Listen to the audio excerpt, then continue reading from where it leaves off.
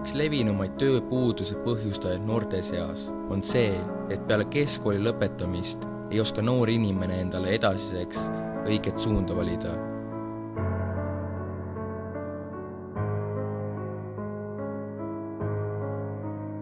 Tihtipeale valib ta õppimiseks eriala, mis talle ei meeldi või millele pole tuleviku väljavaadet.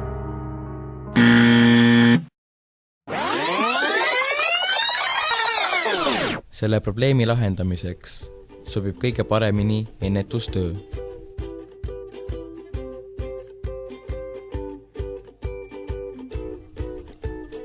Juba keskkooliõpilastele võiks olla intensiivsem karjäärinõustamine ja võimalus pikema perioodi jooksul katsetada erinevaid talle huvi pakkuvaid erialasid läbi praktika.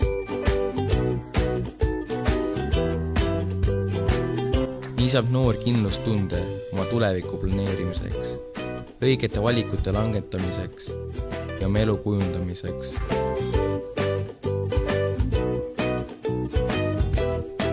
Õigel ajal õigete otsuste tegemine aitab vältida tööpuudust.